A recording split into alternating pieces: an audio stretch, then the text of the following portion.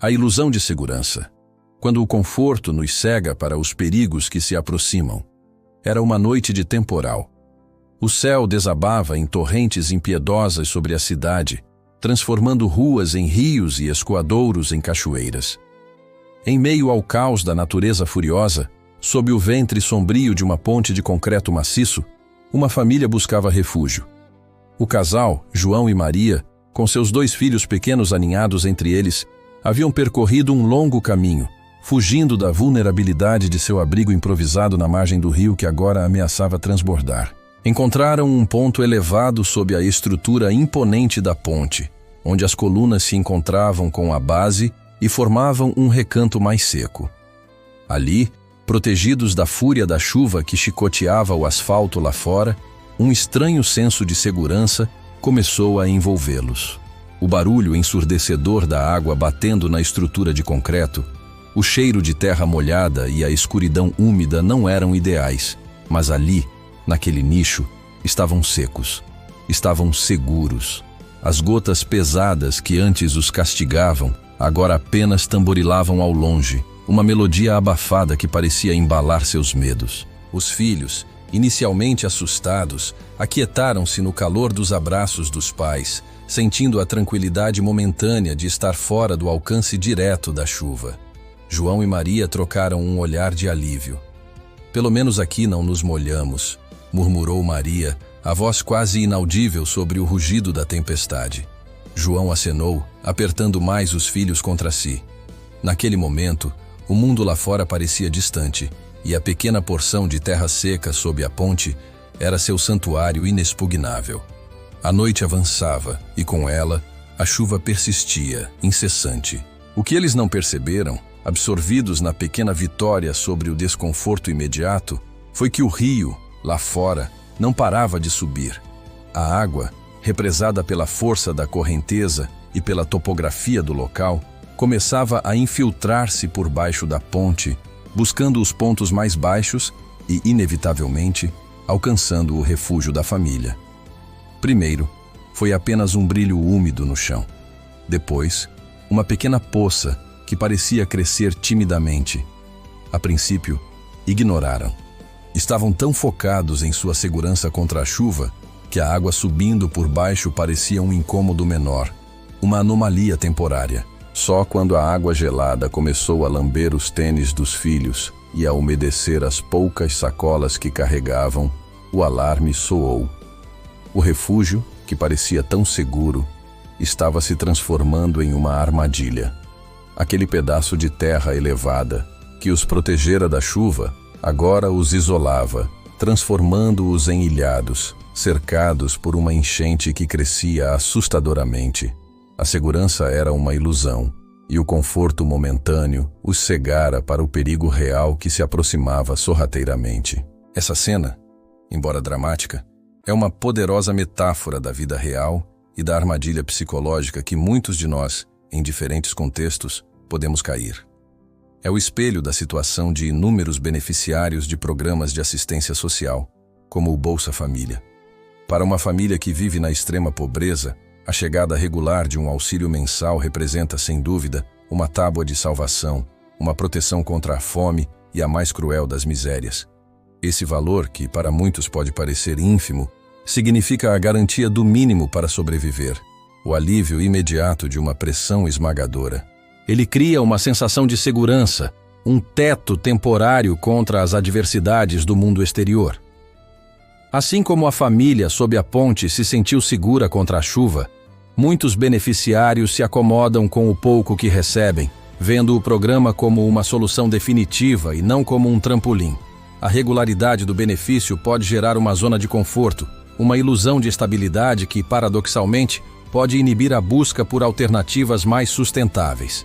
A luta diária pela sobrevivência, substituída pelo alívio do benefício, pode levar à acomodação. A mente humana, por natureza, busca o conforto e a estabilidade. Quando encontramos uma fonte de segurança, mesmo que mínima, a tendência é nos apegarmos a ela e resistirmos à mudança, mesmo que essa mudança signifique um futuro melhor. O receio de perder o que se tem é muitas vezes maior do que a coragem de buscar o que se pode ter. A armadilha da acomodação. Estudos mostram que a dependência de programas assistenciais pode levar à baixa mobilidade social quando não há incentivos claros para a transição para o mercado de trabalho formal. No Brasil, essa dinâmica é um desafio complexo, com milhões de famílias equilibrando a necessidade do benefício com a busca por autonomia. A verdade incômoda, no entanto, é que os programas sociais não são eternos. Eles são políticas de governo, sujeitas a mudanças, cortes, revisões e, em última instância, a capacidade econômica do Estado. Quando o programa termina, ou quando os critérios para a elegibilidade mudam, o que resta para aqueles que não buscaram outras formas de subsistência? É o vazio, a volta à estaca zero, ou pior, a um cenário de maior desespero, pois a janela de oportunidade para a mudança pode ter-se fechado. A água que parecia inofensiva começa a subir e a família, que antes se sentia segura, descobre-se ilhada, sem ter para onde ir. Essa situação não é uma crítica à existência dos programas sociais, que são ferramentas essenciais para combater a pobreza e promover a dignidade humana. É uma reflexão sobre a forma como eles são percebidos e utilizados, tanto pelos beneficiários quanto pelos formuladores de políticas. A responsabilidade é mútua. Por parte do indivíduo, existe o desafio de usar o benefício como uma ponte, um suporte temporário que permita a busca por qualificação, emprego e independência. É uma questão de visão de futuro, de não se contentar com o mínimo e de enxergar além do horizonte imediato. Por parte do Estado, a responsabilidade é ainda maior. Programas assistenciais eficazes não apenas entregam um valor, mas também oferecem portas de saída. Eles precisam ser desenhados com um forte componente de inclusão produtiva, de educação, de capacitação profissional e de acesso a oportunidades no mercado de trabalho. O benefício precisa ser condicionado não apenas à presença escolar dos filhos ou à vacinação, mas à busca ativa por autonomia. É preciso construir pontes, não apenas tetos. Mobilidade social e educação. Dados recentes indicam que o Brasil ainda enfrenta desafios significativos em mobilidade social intergeracional. A educação e a capacitação profissional são consistentemente citadas como os motores mais potentes para que indivíduos e famílias consigam ascender economicamente, rompendo ciclos de pobreza. A mensagem que emerge da história da família sob a ponte é clara. Não se deixe enganar pelo conforto temporário. Não permita que a sensação de segurança imediata o cegue para os perigos que podem estar crescendo ao seu redor. A vida exige movimento, adaptação e a busca incessante por um patamar mais elevado. E agora, o que fazer? Para transformar essa reflexão em ação, é fundamental que cada parte envolvida compreenda seu papel e tome as rédeas de seu próprio destino ou da política que gerencia. Para os beneficiários. 1. Use o auxílio como trampolim, não como rede de contenção. Entenda que o benefício é uma ajuda temporária. Utilize-o para estabilizar a situação familiar e, paralelamente, invista em sua qualificação. 2. Busque conhecimento e capacitação. Procure cursos profissionalizantes gratuitos, alfabetização de adultos ou mesmo habilidades que possam gerar renda extra. Pequenos passos podem abrir grandes portas. 3. Explore oportunidades. Esteja atento a vagas de emprego, programas de empreendedorismo ou cooperativas. A autonomia financeira é a chave para a verdadeira liberdade. 4.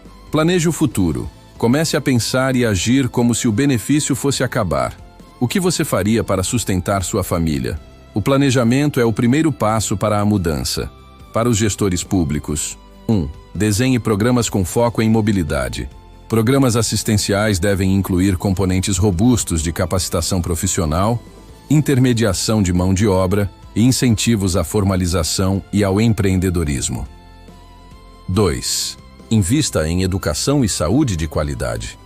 A melhor forma de romper o ciclo da pobreza é garantir acesso universal a uma educação que realmente qualifique e a serviços de saúde que permitam ao cidadão estar apto para o trabalho. 3. Fomente o empreendedorismo local. Crie políticas de microcrédito e apoio a pequenos negócios para que os beneficiários possam gerar sua própria renda e emprego. 4. Promova a transição gradual. Desenvolva mecanismos para que a saída do programa seja incentivada e gradual, evitando o abismo financeiro abrupto e desmotivador. Para a sociedade: 1. Apoie iniciativas de capacitação. Voluntarize, doe ou apoie organizações que oferecem cursos e treinamentos para pessoas em vulnerabilidade social. 2. Combata o preconceito. Entenda que a pobreza é um problema estrutural e não uma escolha. Ofereça oportunidades, não julgamento. 3. Exija políticas públicas eficazes. Participe do debate público. Cobre de seus representantes programas sociais que não apenas assistam, mas que emancipem. 4. Compartilhe conhecimento. Se você tem habilidades ou conhecimentos, considere mentorar ou ensinar alguém que busca sair da dependência. Educação, a ponte para o futuro. O investimento em educação, desde a primeira infância até o ensino superior e técnico, é o alicerce para a construção de uma sociedade com maior mobilidade social.